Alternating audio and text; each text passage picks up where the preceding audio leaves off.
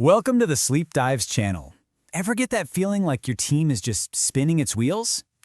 Tons of activity, lots of meetings, but the needle isn't really moving? Well, we're going to dive into that exact feeling using Steve Pereira's flow engineering as our guide. It's a really powerful way to turn all that chaotic motion into focused, forward momentum. So here's the journey we're about to go on. First, we're going to find our true north, that one single guiding goal. Then, we'll build a map to really understand why that goal even matters. After that, we'll get brutally honest about our current process, find what's secretly slowing us down, and then, finally, we'll connect all these insights into a real plan of action. The first big hurdle for any team is often the most frustrating one. A whole lot of motion, but not a lot of forward movement. It's that classic problem of being super busy but not actually effective, all because everyone's pulling in a slightly different direction. So, does this sound familiar? It's a question that probably hits a little too close to home for a lot of us. This feeling of scattered effort? It's exactly what the team we're following, Bolt Global, was up against. They were all working incredibly hard, but all their important numbers were going in the wrong direction. And this is what that misalignment actually looks like on the ground.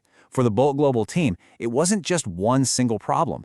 It was this whole mess of challenges. Delivery was slowing down, customers were complaining more and more. Each issue felt like its own separate fire, but really, they were all just symptoms of the same core problem. They didn't have a single shared goal. All right, so how do you cut through all that chaos? The first tool Pereira gives us is called outcome mapping. And this is not about creating some stuffy document. No, it's a way for a team to get together and define exactly what a valuable, shared goal actually looks like to them. At its heart, outcome mapping is just a framework to get everybody onto the same page. But Pereira makes a really critical point here. The process of mapping, the discussion, the debate, that's often way more valuable than the final map itself. It's where all the hidden assumptions and the really brilliant ideas come to the surface. What I really love about this process is just how fair and inclusive it is. It's basically designed to stop the loudest person in the room from taking over. You start by just thinking on your own. Then you pair up with someone, then those pairs merge into small groups, and finally, the whole team votes.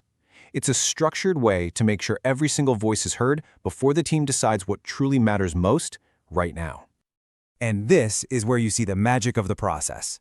You take all that chaos, all those different problems we saw before, and you pour them into this system. And what comes out the other side is one focused, measurable mission. For Bolt Global, it was simple: release twice as often. All of a sudden, the team had their North Star. They finally knew which way to pull together. The map itself tells the whole story on one page. On the left, you've got the benefits. That's the why. In the middle, the outcome. That's the what.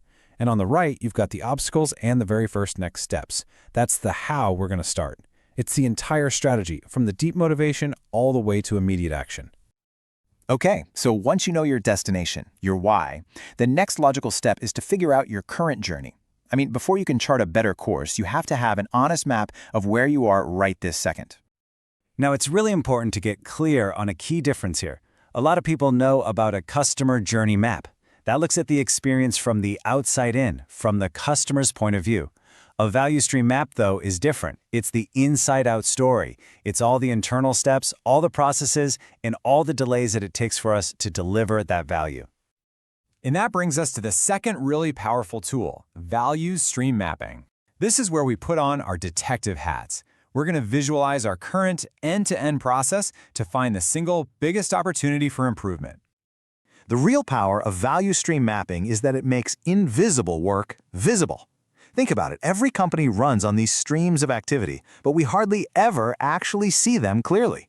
This tool lets us chart that hidden network and, most importantly, measure how long it really takes to get something from A to B.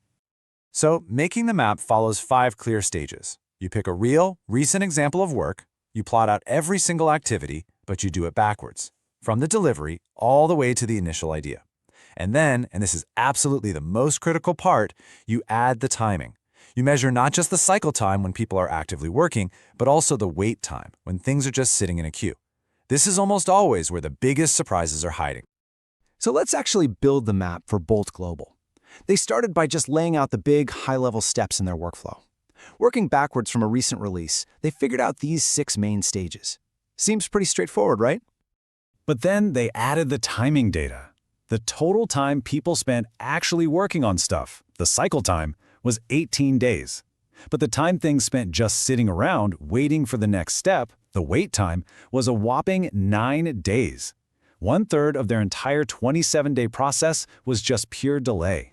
And when they dug in a little deeper, one number just jumped off the page. A single step in their process, environment setup, was eating up an incredible 45% of the total lead time.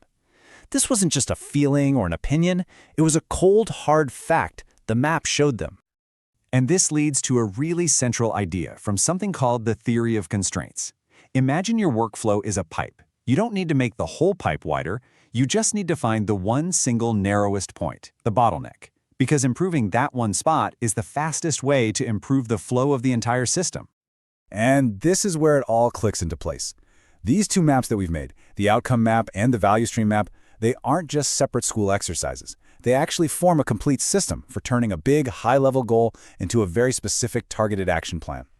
And there it is, the complete picture. The outcome map gave Bolt Global their clear why, released twice as often, and the value stream map gave them their precise how, fix the 45% bottleneck in environment setup. No more guessing, no more scattered efforts, just a clear goal and a clear target. This quote from Mary and Tom Poppendieck just captures the soul of this whole approach perfectly. These mapping techniques, they shift our focus away from all the internal stuff, the politics, the silos, and they put it back on what actually matters, the flow of value to our customer. So here's the challenge to take back to your team. By first figuring out your why and then mapping your how, you can find that one critical point of leverage. What's the one bottleneck that, if you solved it, would unlock everything else for your team?